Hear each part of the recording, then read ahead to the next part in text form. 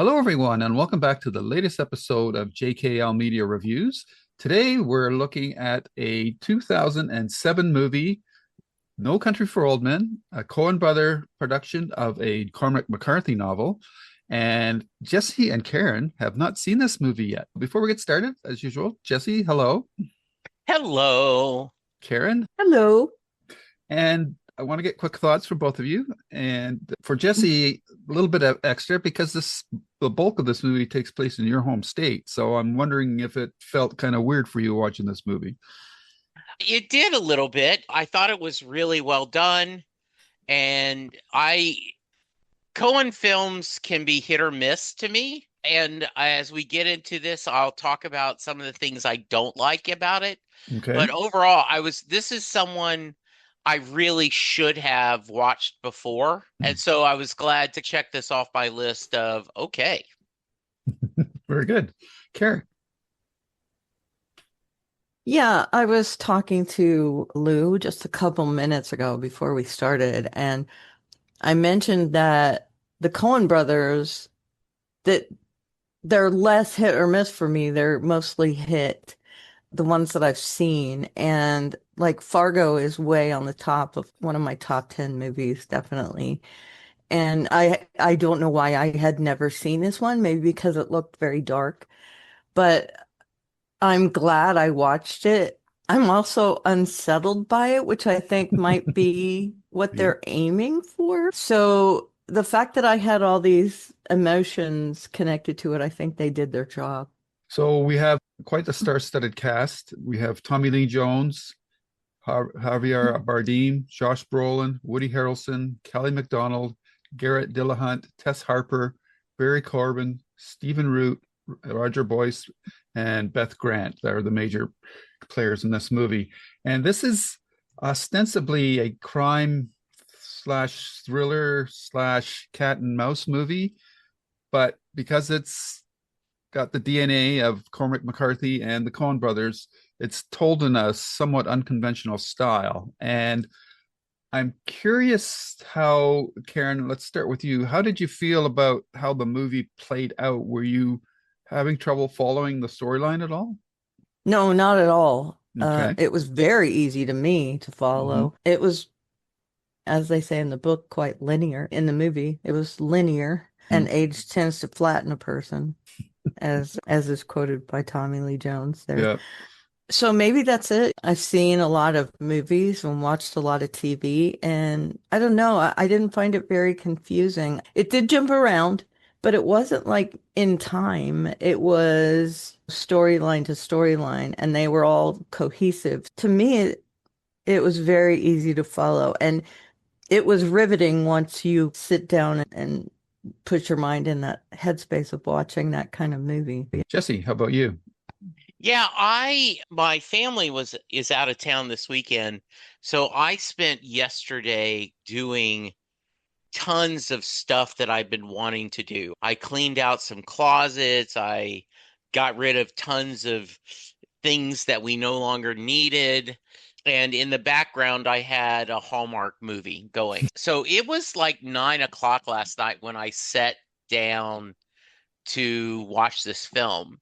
Okay. And I This isn't a specific palate cleanser, though. Yeah, and this was specifically like, okay, I'm going to just focus on this film because I was worried that this is going to be like I've never gotten through the usual suspects. Oh, I've really? tried Hmm. it 3 or 4 Wow. times and I'm like, I'm just bored by this film. I don't get it. Okay. So I found this film actually very it's a very simple film, and I don't mean that as in there's not complex characters. There's a great storyline in there, Mm. but maybe it's because of all this watching House of Dragons, Game of Thrones, where they Mm. keep going from scene to scene. Right. This did not feel unusual storytelling to me at all. It felt like, okay, here are the three different angles of what we're seeing, and then we'll by viewing it all together, you see the full picture. Right. Yeah. Okay. I loved this film. Okay, cool. Just out of curiosity, like they're like the opening scenes, like when Josh Brolin's out hunting and that, and the smaller places, like I know El Paso and obviously those places exist, but but the names of the smaller towns, are they real or fictional? The ones that I heard them mention are real. Okay, No, I think they're Yeah, all real. I yeah, okay, think. okay. And did okay. you recognize any of them? Yeah, some of them. Yeah. Absolutely. And it like Plano is a suburb here in Dallas. It's an actually pretty big suburb. And that's what he talked about. His dad was a sheriff in Plano, right? And so other stories, yeah, it did. There, not everyone goes around wearing a cowboy hat. That's my only thought, Okay. is that is the more chances they'd give me in a baseball cap would be a better chance. But Okay. there are plenty of people who wear a cowboy hat. It's just that's one of the cliches of Texas that they like to show. Now, Right. a lot of people do wear cowboy boots every Yeah. day. Mm. That's their dress shoes. All right. Interesting.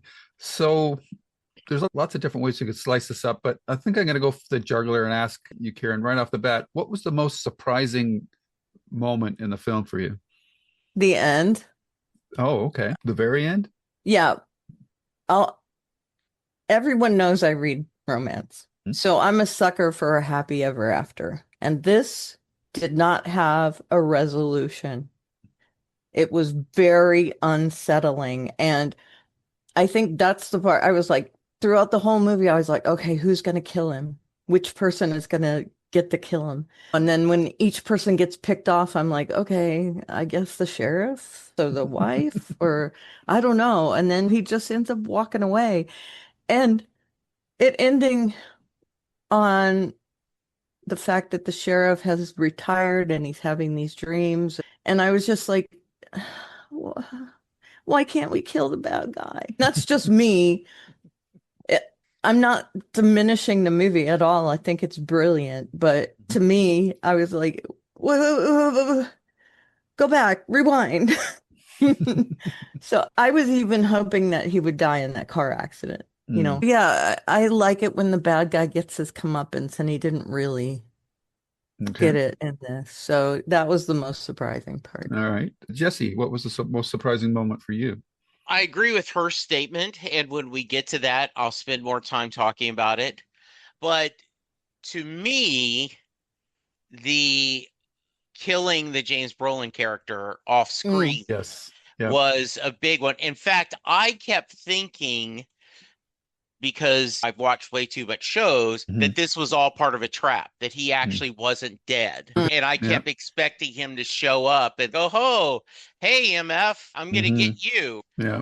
And that's number one. Two, leaving us to believe, not showing what he does with the wife at the end. It's, in fact, I was going to ask you guys, did he kill her? Did he not kill her? And Yes. everything I've read says, oh, he killed her, right? Yeah, Mhm. he Because looks at his that's, boots to make yeah, sure that, there's nothing on the yeah, bottom of his that's, boots. yeah. So. So, yeah, it's just, it, yeah, it is a powerful story that I don't like the way it ended. If people complained about the Sopranos ending, hey, this was, Yeah, I thought that off-screen death of Josh Brolin's character was like I'd never seen that before. You don't take a major character off the page without usually like a big dramatic yeah, final soliloquy or something like that. And just to have all you really hear is the gunfire, and then the Jones character drives into the parking lot of the motel, and then you just see his Brolin's body in the doorway of his motel room. And I know because we watched this movie a long time ago, I think shortly after it first came out on home video. And I said, "Oh, geez, they killed this character." And my wife said, "Oh, they didn't." I said, "Yes, they did. That was his body in the door." Like she just didn't believe it. catch that either. Like we were conditioned. You're so conditioned to having the hero make it through to the end of the movie. So I thought that was a really bold story choice by McCarthy, and I think McCowan and or the Coen brothers filmed it Yeah, that was about as faithful you to the could. book. Yeah, is about as well as you could because it's such a left turn that you're not expecting in the story. And then from there, I was off balance for the rest of the movie because I thought, now where's it going to go? Because the hero's off the page. So I thought that was a very interesting creative choice. Did you read why they did that? No. Yeah, they say that the reason that they put some deaths off screen, and there were three off screen in the movie, as far as I Harrelson, can tell. Brolin, and who else? Oh, the wife. The wife. That it was to outline the pointlessness of violence. Oh, okay. They're very prosaic. And if they can find a way to fool you into thinking the way they're thinking, they will do it. And I think that's why they did it, to say how senseless it is that they did it this way. Yeah. And that's what they're trying to get you to see. So that's what I read, at least. And the real killer of the whole death of that Josh Brolin character is that the Mexicans find out where he is through his mother-in-law. Yes. That was so I was going, oh my God. That's just life turns on. You can do all the planning you want. And the movie had set it up that it looked like Brolin's character was going to have a big face-to-face with Bardem's character, but the best laid plans are undone by the most inconsequential event. And the fact that his mother-in-law caused his death inadvertently, that to me was like, wow, is that fate, destiny, or just cruelty of life? I guess you could take it any different way that you want to. Before we delve into the separate storylines, who was your favorite performance in the movie, Karen? Oh boy. Wow. I'd probably say Tommy Lee Jones. Okay. I think he had the wittiest lines, number one. And I think that it outlined like how a small town sheriff who's seen everything, it's very much in that vein, but also you could tell he's a good detective. He figures out that it's not a bullet, it's the air compressor. He figured that out. Yep. And they don't say, hey, I figured it out. He alludes to it being how they killed cows, which is how they killed cows back in the day. And that he figured it out because that story that he told Carla Jean, is that her name? Carla Jean, yeah. Yeah. It was untrue. He was alluding to Javier Bardem's character. So I think he was the most three-dimensional, although I really did like Llewellyn. I liked him very much. I was rooting for him. But yeah, I do think Tommy Lee Jones was my favorite performance. Okay. Jesse. Yeah, I think Llewellyn. I know that Woody Harrelson said he wasn't very smart. I actually thought he was actually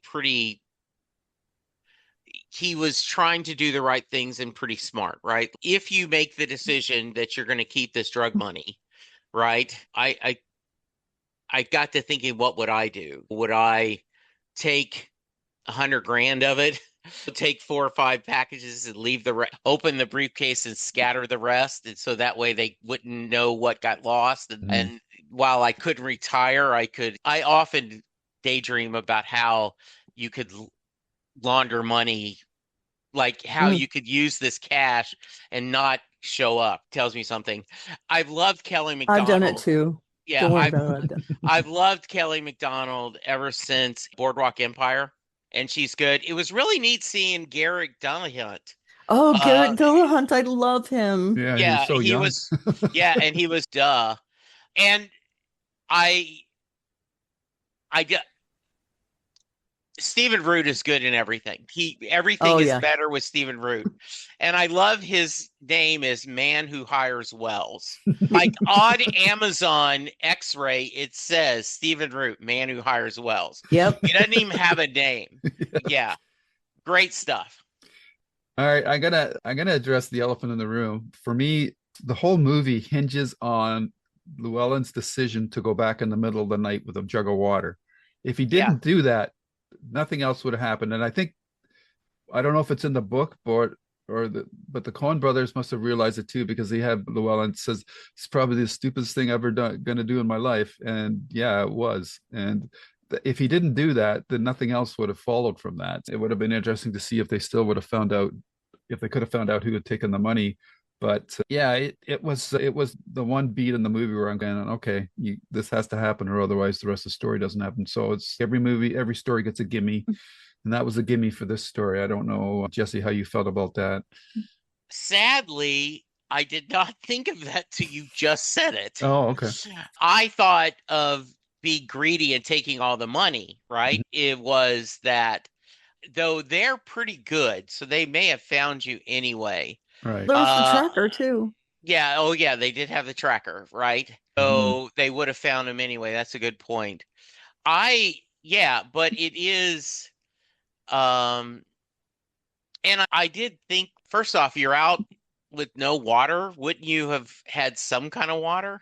That being out, not, it would have thought the people there in the drug thing might have had a small cooler, or Right. him being out hunting might have had a canteen or something. Yeah. But yes, yeah, but I do see your point that, forget the tracker for a minute. It is like no good deed goes unpunished, as Yep. they say in Wicked. Yeah. And yes, Yeah, Karen? but we wouldn't have had Tom Bell. We wouldn't have had the sheriff in on the Right. action yeah, if his truck hadn't been there. So that's the hand wave, is that he wouldn't have been involved, and so we wouldn't have had that Tommy Lee Jones storyline, yeah, which we were going to have anyway. That's the way to get him in on the action. And then the tracker and the money is how we get Anton Sugar. Sugar Sugar. in yeah. on the action. Yeah. And he was absolutely a horrible person, Oh yeah. but a Mhm. fascinating character to watch. Yeah. Yeah. And the Hannibal Lecter kind of Yeah, very thing. much. Yeah, Yeah, yeah, Yeah. for sure. Although I like Hannibal Lecter, Yeah, you know, you you don't, can't help it. I don't like Anton Sugar at sugar. all. Yeah, yeah, that's the mhm, difference. The interesting thing about the transponder is its range was limited, though, right? So yeah, the chances are of they would have found Llewellyn were probably pretty slim. I did the setup though of Anton driving up the highway, and I guess there's only so many routes you can go from in any particular direction that he actually ran across the signal in that motel, and I thought that was pretty cool. What I really liked about the movie is like the less like the character actors, what do you want to call them, like the lady that ran the motel, the other lady that ran the was the manager of the trailer park, and the general store guy. Like I assume that they were local actors or something, but they added a real, at least to me, yes, authenticity to the story. yeah. And one of the things that this felt like, in fact, I had to look it up. This is set in 1980. It felt Hmm. sooner than that, Oh, earlier than that. It felt like a more, 70s. yeah, Yeah. maybe, Yeah. exactly. Okay. Yeah, but the Interesting. cars gave away Yes, that it was the early absolutely. Yes. 80s. They were But so big. Yeah. Yeah, yeah, for sure. So mhm, Gene Jones is the gas station proprietor, and he was in quite a few Coen Brothers movies. Oh, okay. He won a, Particularly like the Desert Air manager, Kathy Lampkin. yeah, Kathy Lampkin. She And all totally it hands says yeah, is off. she has a stage name. She apparently passed away, unfortunately. Right. Oh, I she love, was great. yeah, I loved her scene with Anton because she gave him shit. He looked at her and yeah. I was expecting him to come back in and shoot her or something like that. But that I think he never was happened. intimidated. To be fair, I I think he really, respected her yeah. Yeah, for doing her I job. told you I cannot give out that information. yeah. She was great. Yeah. And it's interesting, like what set him off. The gas Store station. manager. Yeah, Yeah. What's up? just there's no Hmm. reason for them to be upset. Yeah. He doesn't like small talk. We can tell Yeah, from, I guess so. Yeah. yeah, And I also think that, yeah, he has this whole, I also think he just likes killing, yeah. and any excuse at all, what? I think it's more that he doesn't mind killing because I don't think he has those big emotions at all. I don't think he likes anything. I Okay. don't think he hates anything. I just Yeah. think he goes about his day and things irritate him to the Mhm. point where, okay, I don't mind taking out this guy. I really feel like he's a, I wouldn't say psychopath, He's more of a sociopath. sociopath. Yeah, where he just doesn't have big feelings. Yeah, his feelings are definitely locked down or non-existent. That's for sure. Yeah. Okay, the interesting thing about like this movie has several different structures, but I think that the parallel stories of like you could basically put Brolin, Javier, and Woody Harrelson in one storyline, and then you've got Tommy Lee Jones and the deputies in another storyline, and kind of in the middle, like the wife interweaves between the two a little bit, sort of the connective tissue. But I want to deal with the let's call it the A storyline with Moss and Sugar and who is it? Wells, Carson Wells. There's this whole hunted and hunter storyline going on, or cat and mouse, whatever you want to call it. I thought how the movie started with Brolin out hunting for deer or whatever it was, and then that sort of morphing into him finding the drug bust that had gone bad, and then him coming back, and then him being hunted, and then he's basically being hunted the rest of the movie.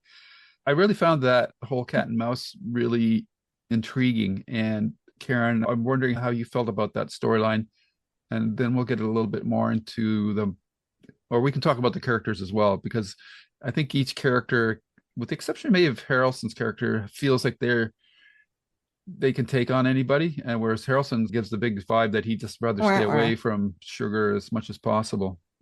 Yeah. I don't know if you guys noticed, I'm sure you did though. That whole hunting scene outlines what's going to happen in the movie. He shoots at the deer and misses, and the deer runs off. And then when he's walking, he is searching the area and sees a wounded dog, which you could say is him at one point when he gets wounded and has to limp off. And then he comes across the money. And that whole beginning thing is he lucked upon some money, but his whole hunting trip was a bust. He didn't do what he set out to do. And I didn't catch that until after I watched the whole movie, and I was like, okay, that hunting scene was crazy. And you notice he parks his truck in the same place where he gets found. There's all these little clues that come back around in the movie, the killing of the dogs, which again, I'm not a fan, but they were trained to kill those dogs. It's a little point for me that I'm like, all right, I guess I can't say anything about it. I do want to put in there that when Ed Tom Bell comes across it, they're like, he even killed a dog.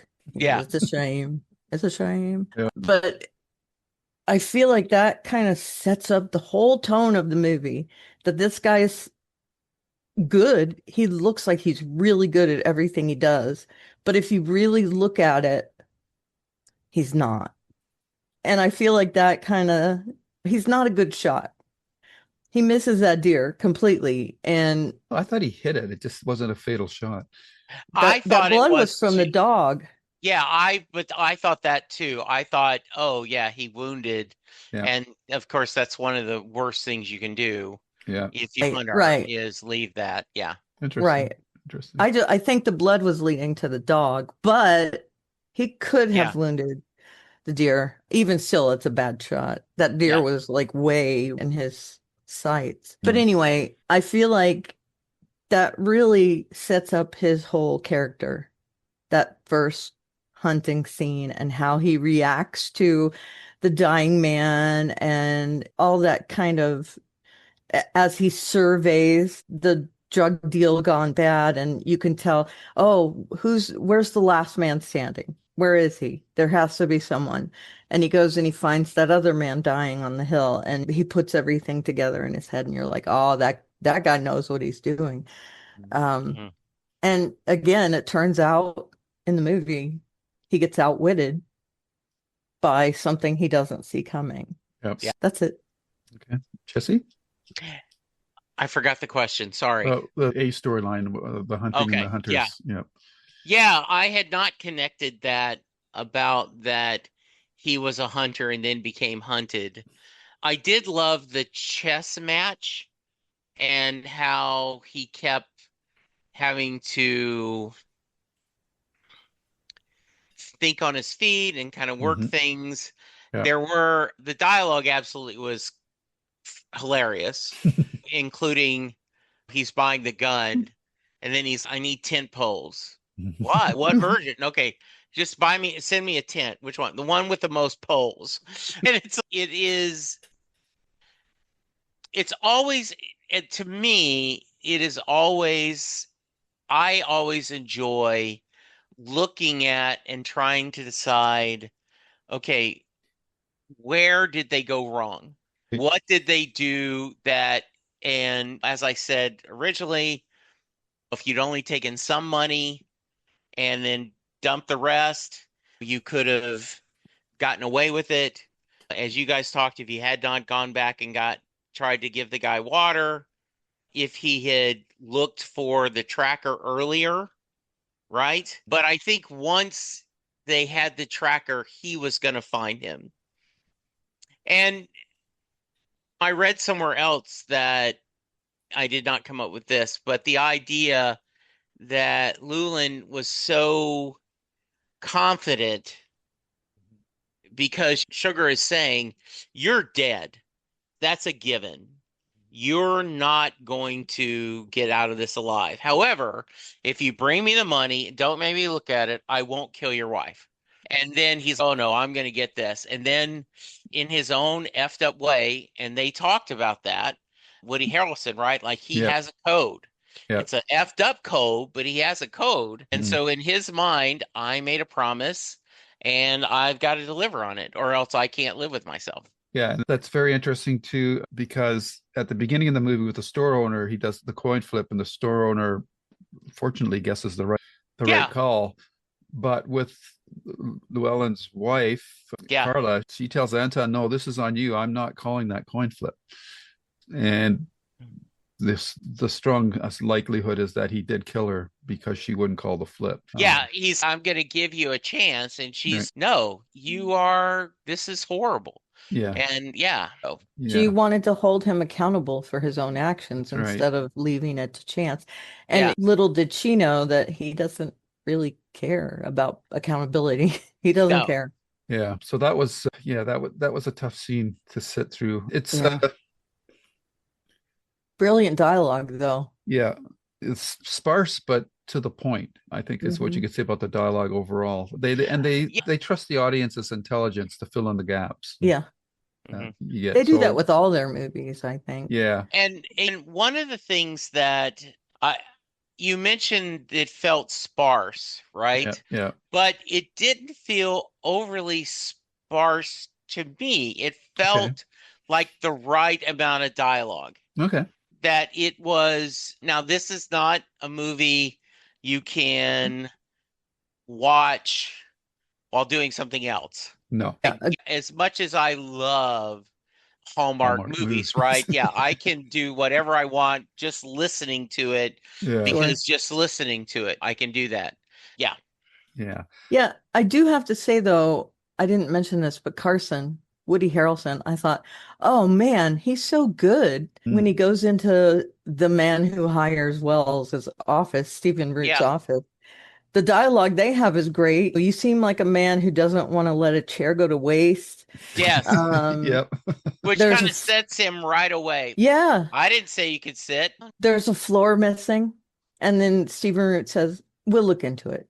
I assume that's 13th floor, right? I assume. Yeah. And that might be a reference to being lucky or unlucky. I don't know, because that's why there isn't a 13th floor.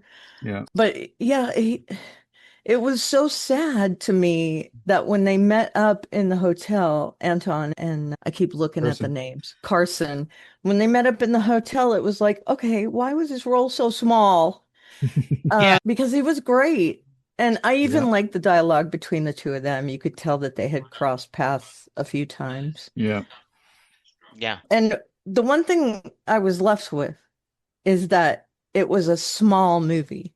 And I don't know if that makes sense to you guys, but I feel like it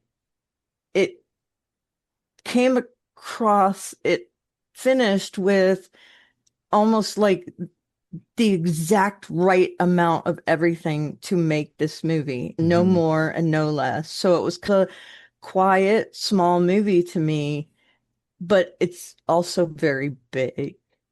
Yeah, I don't know if that makes sense at all. yeah, I think it felt very intimate to Yeah, me. Yeah, there you go. like you were That's a better really, word. It you is were a really very like intimate you film. were like a Yeah, very much a fly on the wall for a lot of the stuff that was yeah, going and on. very quiet Yeah, for the most part. yeah. So this, I think one of the attractions for me that for this movie is because you have this that let's, even though it's not carried out conventionally, this conventional thriller cop or cat and mouse thing going on. But then you have on the other storyline you have with Tommy Lee Jones with the Ed Tom Bell character.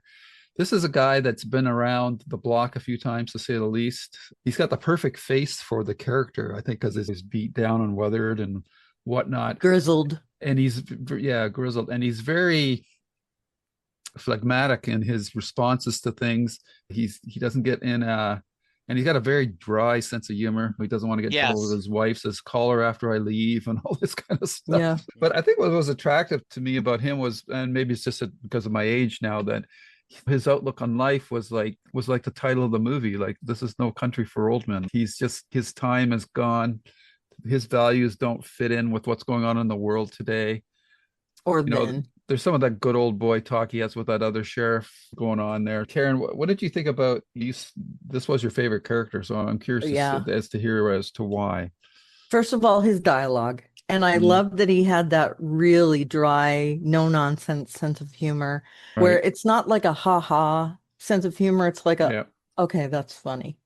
Yeah. And I love the relationship he has with Wendell, his deputy. Yeah. And again, Garrett Dillahunt. I love I him. think my favorite moment from him is like when they got to the trailer and then and he goes, "Oh, sheriff, we just missed him. Put Should out we an put out a EPB." bulletin? Yeah, Yeah. I And love then that moment.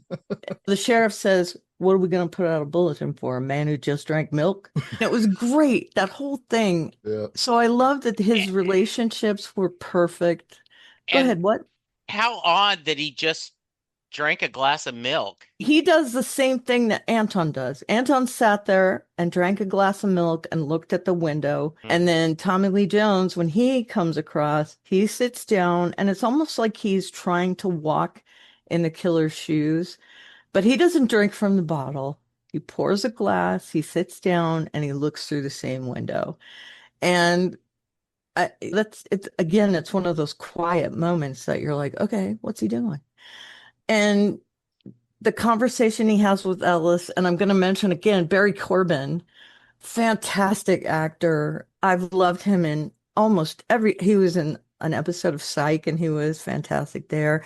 Northern Exposure. And I'll always say Uncle Bud in Urban Cowboy.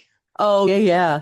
He is the quintessential Texan to me, Yes. Barry Corbin. And he wouldn't go around wearing a cowboy hat, as you said. He's not that kind of guy, but he is a Texan through. And the conversation he had, I wouldn't He say I own looked them all. horrible. Yeah. Some of them are feral and some of them just outlaws. That was fantastic when he talks about all his cats. And him being, he was his father's deputy in that other town. I'm sorry, I can't remember which town it was, but Is it El Paso? no, it was the town that Jesse mentioned as a Plano. suburb. Plano, yes. Plano. He was in Plano. And they hint at the fact that the sheriff's father maybe was killed in the same incident that this guy was wounded in, maybe. I got that feeling. Yeah. And he talks to him, and it's almost like he's asking permission to retire, almost. There was that whole conversation. The conversation he had with the sheriff in El Paso after Llewellyn gets killed, that sheriff is like the big, bold, I'm gonna call it like I see it sheriff. Yeah. And he is just a very quiet, yep, you wouldn't know that they'd be walking around with pink hair. Yep. He's just very taciturn, and he could throw down with this guy, right? Yeah. They would get along, but he's not that guy either. And I feel like he's also really rooting for Llewellyn, and that puts him in the okay page in my book. He says I can make him safe. Carla Jean goes to meet with him and puts her trust in him, and it's just sad that it was too late. But the conversations he has, I think, are the thing I love. Oh, when he tells Wendell to ride his wife's horse so that if something happens, he doesn't have to say he was riding it. There's just these little beats that really, and he loves his wife loves him. What's not to like about the guy, right? Yeah, that's why I Yeah. love him. Yeah, and Okay. Tess Harper has a very small role, but it's a great role. She's great. Yeah. Yeah. Yeah. Jesse, your thoughts on this Ed Tom Bell storyline? Yeah, I do love he takes no prisoners. He doesn't suffer fools. That's the thought I was thinking, right? The idea, we going to go back to the crime scene? Are there more people dead? No? Yeah. Okay, then why would I go back? It was just really funny. So yeah, I do wonder if what was he thinking? And the idea that I have he tried to do everything right and he still ended up losing that person, and because he really wanted to save her, he wanted to save the kid, the Lewin, and it wasn't to be. And I don't understand, even after reading people, why the what those dreams meant. I still don't get them. But and that's my complaint, is I don't think it was a very satisfying ending. Not that the bad person had to die, but I would have liked some kind of better of just not, doop, we're over. Hmm. Yeah, I see what you're saying. Yeah. There's two things I want to dive into a little deeper with the Ed Tom Bell. Is that we'll do the first thing, the end scene first, because Karen mentioned it, and Jesse, I'll go with you on this first. But my read on that scene was that because he asks his wife if she wants to go for a horse ride. She says, "No, I'm still working." He says, "I got things to do," and he looks so lost. And that dream that he Yes. talks, those two dreams he has about his dad, and then he said, "And then I woke up." It's and the abrupt cut there. Yeah. He seems very lost at the end of the movie. I Yeah. absolutely think he doesn't know what to do. And I've heard that with other people saying when they're retired, they aren't sure what they should do anymore, what they do with their time. So I absolutely agree with that. And she's very sweet, but I'm still working. Mm-hmm. And I also know, on a funnier level, when I have heard plenty of times when people retire and all of a sudden it's, look, you're not going to sit here and be under my foot. I have a routine. And Hmm. now then, that you're just because you don't have anything to do Yeah, doesn't mean you get to mess up my life. yeah, yeah. That's very much how my mom was when my dad retired. You like golf, go golf. Yeah. And so that's what he did. He went and golfed every day. Okay. Anything else to say about the last scene with the Ed Tom Bell? I assume he was talking about death. I assume he was contemplating his death because Okay. his father's dead. Mm. And he was saying how his father's going to go ahead Yeah, with going on ahead and fixing to make a fire somewhere. And whenever he got there, he'd be there. And then he woke up. yeah. So that's what I'm assuming I'm taking from that. I don't know what the first part was about finding money. Maybe Mm. Mhm. that's bleed through from Yeah. Llewellyn. Right. But, and I get what you're saying, Jesse. It was a very quiet ending. Mm. And I feel like that's just how he is. And so that's what we got. And I also think that is Cohen's are that way, Oh, right? yes, very Yeah. much. Yeah, They're okay to throw you off your game. They're okay if you leave yeah, without a Yeah. resolution. Yeah. yeah. And the other moment, and I think because this will tie into a follow-up question I have, is the scene where Ed Tom Bell's at the motel, goes back after at dark, and he sees that the keyhole's been punched out. So he enters into the room, but we get a shot where Shigeru is inside the room with his air gun pressed against the wall. Yet when Tommy Lee Jones or Ed Tom Bell goes into the room, there's nobody there. So how did you interpret that scene, Karen? I'm puzzled. He wasn't in that room. So were they Mhm. showing him in another room? The fact that Yeah. he did catch up, but he was too late to kill Llewellyn, and maybe he's in the next room over or something. Like he does that thing where he goes to the next room over in order to Right. get to. Yeah. So was he in the next room over and he hears Tommy Lee Jones in that room? Because I was like, oh no, this it's gonna be a showdown. Mhm. And he opens the door and there's clearly no one behind the door. He opens it all the way and it bangs against the wall. And he finds the vent undone in that room and then he leaves. And if Anton had been there, would he have found the money? No, it wasn't taken out. I mean, What at do you that mean point, we taken don't out? know where it is. I'll follow up on that point with my Okay, interpretation of okay, that scene. sorry. No But problem. yeah, what was going on there? My head canon is that he's in the next room over and he hears the sheriff going into that room. And Okay. he knows it's not his prey because he saw that all the fallout from that. So he doesn't care. He's just gonna whatever happens, it's not my business. Jesse. Yeah, I right there with Karen. I was very confused and I assumed he was in a different room as well. And I kept waiting for a gunshot to go through Mm, the walls and such. right, But yeah, right. yeah, I was a little confused about that. Okay. I've heard this interpretation from other people, but this was my thought as well. I think the thing that we're seeing with Ed Tom Bell is he feels out of sorts with his job in the modern world within the setting of when the movie's taking place. Like he's a more like an old time cowboy kind of Yeah. Western sheriff. And he can't, like he keeps on saying, he was reading all these newspaper articles. He just can't figure out what people are thinking nowadays with the crimes that they pull.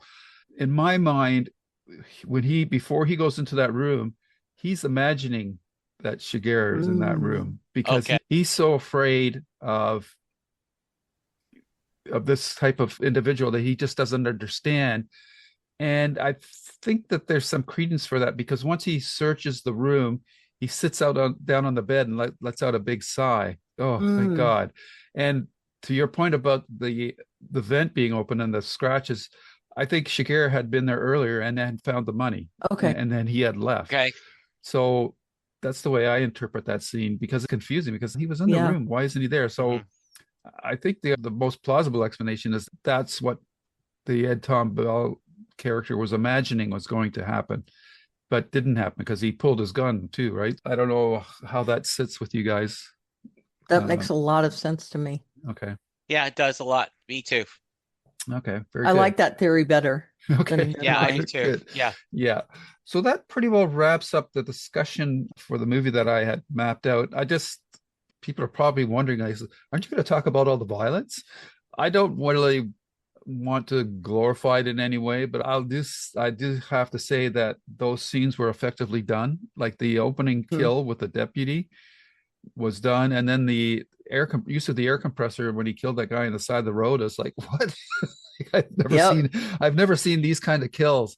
Jesse, do you have any comments about that? Because I know you're not really a fan of Yeah, violence. I am not a fan of gore, but to this it God, I hate to use the word it felt justified, but it felt like this was the film they were telling. And they are explaining how sugar is this massive killer. Yeah. And so it didn't bother me at all because I Okay. think this is a violent tale. This is a modern Western. This is where it it's often we needed the nudity for the integrity of the story. I felt the violence and the whatever blood we saw was due to the integrity and needed for the integrity of the story. I did think one of the running gags of I will give you money for your clothes. I will give you money if you do this was funny. That was a fun revolving through line on the story. Yeah, that you just reminded me. There's a set. That's my second kind of hand wave moment is when he crosses the border. Like Yeah. there's one guard and he's sleeping. It's like a night watchman in a factory or something like that. I said, really? This is how the border is patrolled? In Well, 1980. and I think also it is this, it's very easy to go from the US to Mexico. It's Mexico to US that's a little tougher. Oh, And you notice he what did I have argue. trouble. have you made that He crossing? did. I have never had, Okay. never by car. I Okay. know that my wife and her sister and their friends not camped, but went to a cabin down at I can't remember the national park, but there's a national park that's pretty close to the Mexican border. And you can at one point look at the river and see that the other side of the Rio is Mexico. Mm. And you could see how easy it would be to cross that. Okay. Yeah. When I was a child, and it's very hard for me to remember, I think I was maybe 5 or 6. Yeah. We had a family friend who was half Native American and half Mexican. And one time we crossed into Tijuana to eat at a restaurant that she wanted us to eat at. And this is 70s, but I don't remember us having any trouble. It was literally just driving across. And yeah, there's guards there, but like no cars were stopping. They were just like, okay. It's like when you go to when you went before the TSA and all that to the airport and they didn't search unless they really found someone. They were just like, okay, go through. Again, it's not like that now, and it hasn't been for quite some time. But back in the 80s, I'm assuming it was like that. I knew a lot of people that went across the border, like my high school friends and stuff. Yeah, even though we weren't very close to the border, people would go on holidays down there and stuff. Yeah. And I wonder if there are border towns like that where there is a little bit more of you go back and forth a little bit easier because you would go to a restaurant over there to go shopping somewhere. Yeah, we went to San Diego, so it was that big one. But yeah, I'm assuming back then it was easy as pie to go into Mexico and much safer. It really stands out in today's environment. Yeah. You notice, go ahead. The only time we've been, as far as I can remember, Linda's gone, I think, a couple other times for her job back, but we went to Mexico for a vacation, and back then we just needed a driver's license. You didn't even need a passport. I assume Canada used to be that way too. Probably. When you drove, right? Yeah. Yeah, I've been over the border to Canada too. That was when I was in high school. And it was literally just seeing our driver's license both ways. Not mine. I wasn't driving. I was in high school. But yeah, we also, I think it's past the point where they could do anything to me, but they sell what's called 222s in Canada, which is codeine and aspirin. Oh, okay. And it's over the counter. And my mom was like, we got to get some of those. So we got 5 bottles and we took them across, and they didn't search or anything. It's not like we're druggies. We didn't sell them. It was for pain. Yeah. But yeah, now we did notice that when Llewellyn came back, he got a bit of flack. Yes, he did. But he mentioned that he was a veteran and the guy was a veteran. And when he proved to him, what regiment were you? Right. And it was like, help this man across the border. So yeah, you can tell even back then, there was some regulation coming back through, but. Yeah. And the guy who did the Western store. Oh, he was great. Yeah. Do you get many people without pants? No, not that many. No, it's unusual. Yeah. I gotta say it's the unusual. first thought is, right, like, how's them boots holding up for you? Not why are you naked? It's like, them boots hanging up for you? Yeah, they're good. They're good. Yep. He's the quintessential salesman, right? Yeah. Yeah. He had to know something because he pre-bought clothes.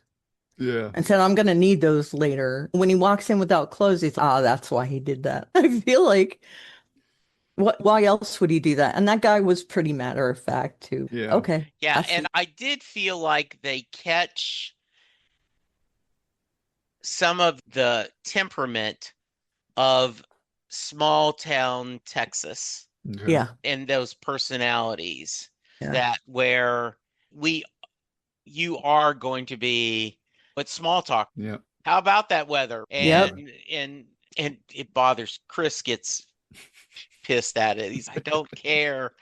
But that's Just tell just him a to bring a very coin and flip it yeah, and no. see what the Yeah, cashier does. that would be oof, scary. Coming into watching this, I had seen of course, you can't avoid seeing snippets of things here and there. And the coin flip thing, I thought that was going to be a bigger deal Mm, in the movie, but it was only twice.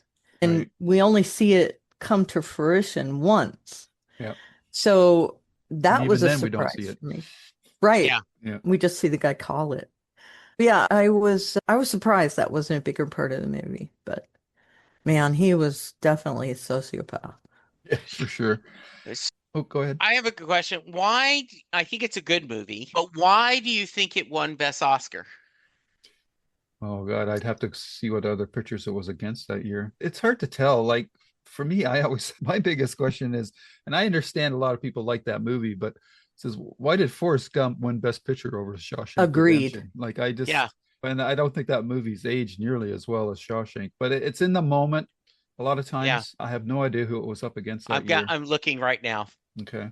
While you're doing that, I just want to make two other notes. I never really understood the car crash scene with Mm. Sugar at the end of the movie.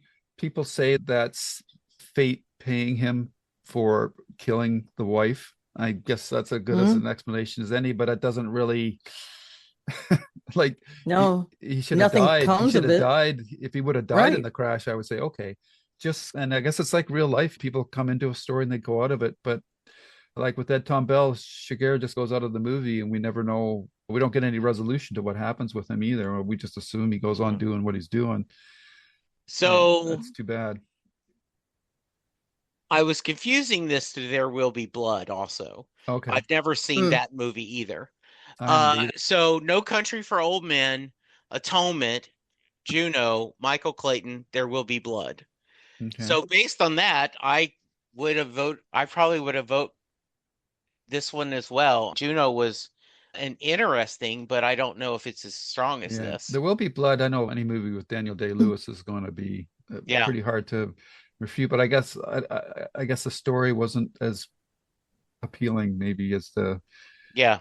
or as well If I had to executed. pick one, I would pick No Country for Old Men out of Yeah, those. me too. I would have too. Yes. Yeah. All right. Scratch that. Atonement makes me angry. Yeah. Okay. It's terrible. Yeah. But yeah, I agree with you. I don't think Forrest Gump should have won. I Okay. think that was a In the hand moment. wave to everybody involved with the movie. Yeah. Oh, we didn't give them an Oscar before, so let's do it now. Man, I'm biased, so I can't give a fair opinion on that win either. So I read the book as well, and Okay. it's terrible. okay. It's The book terrible. is terrible. It Really? is. They took the book and made a very sweet film about it. Yeah. Yeah. But the book is effed Yes. up. Yeah, It is. really I agree. is. Yes. Yeah. Who's the actor? Gary Sinise, Lieutenant Dan. Like I just recently saw like I don't know, and there was a documentary or whatever, but the things that he's gone through in his life after like with his son having that Mhm. disease and passing away and all the work he's done with veterans and that, my God, that man had a very tough life, but he's really done some incredible charitable work. I tip my hat off to that guy. I had no idea that he was going through all that I hardship. love Gary Yeah, Sinise. terrible stuff.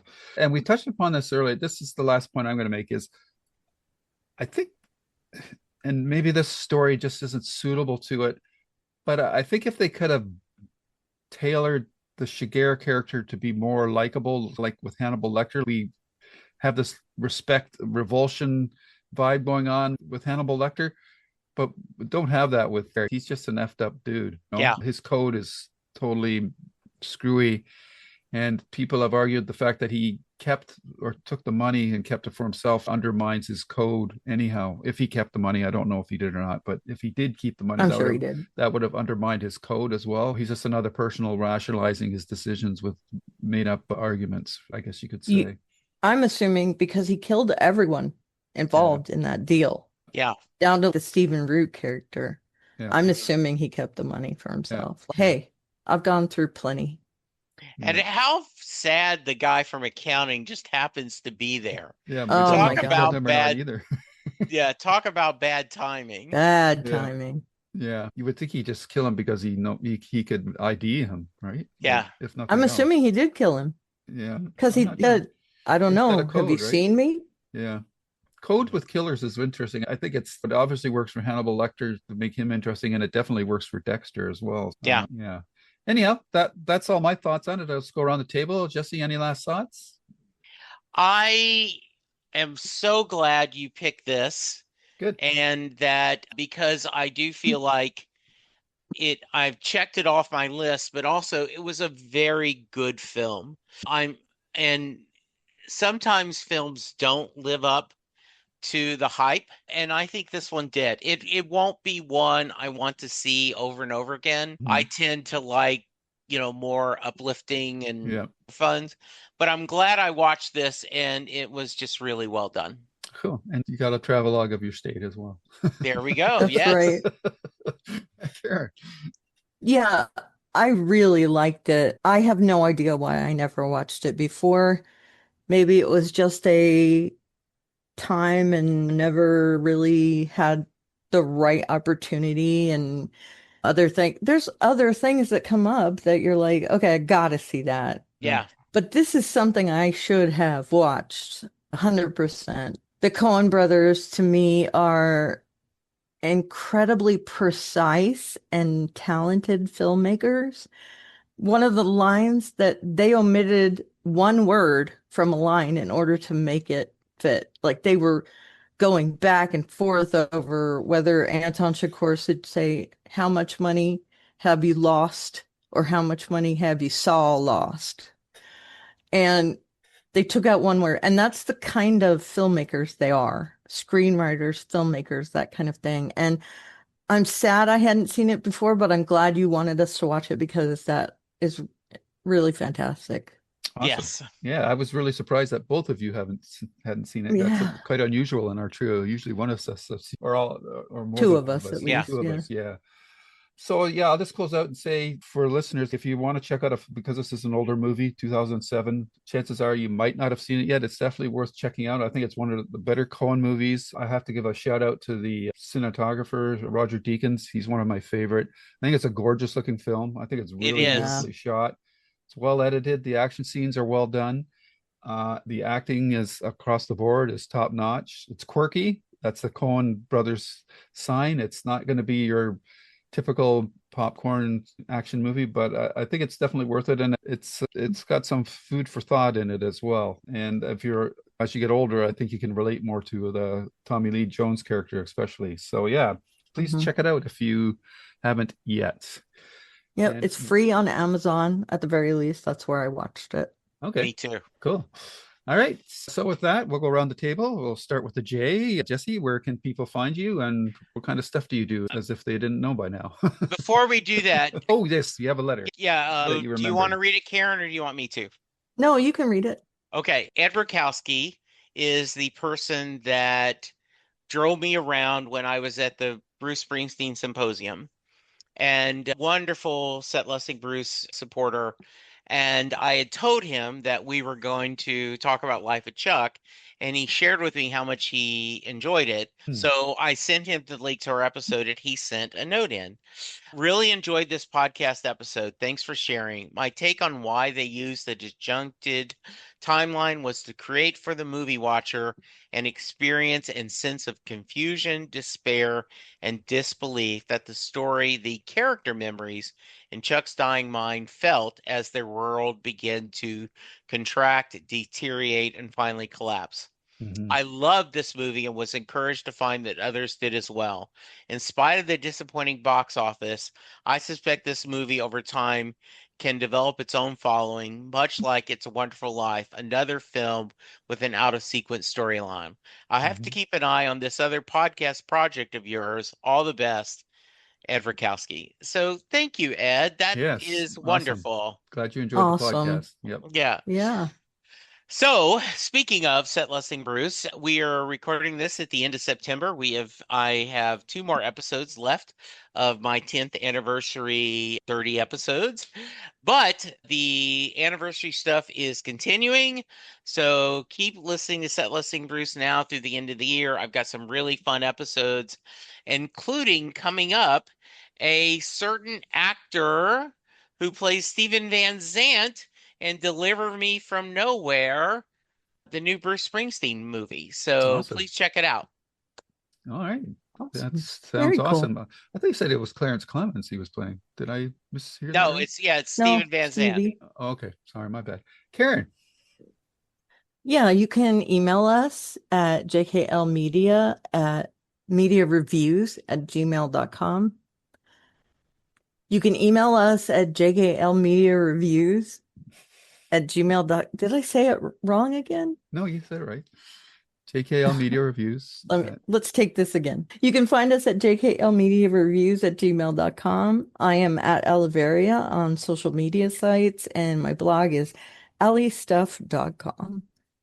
And of course, you can find this podcast on our JKL Media's Reviews YouTube channel, as well as I have my own channel, Lou's Reviews, where I review Stephen King, I interview writers, and we have our archived episodes of our JKL Media, where we did the whole Babylon 5 series and plus the animated movie. And we're continuing going forward with this podcast. We'll be off next week, but the week after, we're going to review the book that Karen recommended to us. What was the title of the book, Karen? The Invisible Life of Addie LaRue. I like that, Addie LaRue. That's a great name, by the way. And then it's a great title. We should be commencing with The Expanse series review. So look forward to that. And until next time, take care and so long. Bye, everyone. Bye-bye. And scene. The proceeding has been a JKL Media production.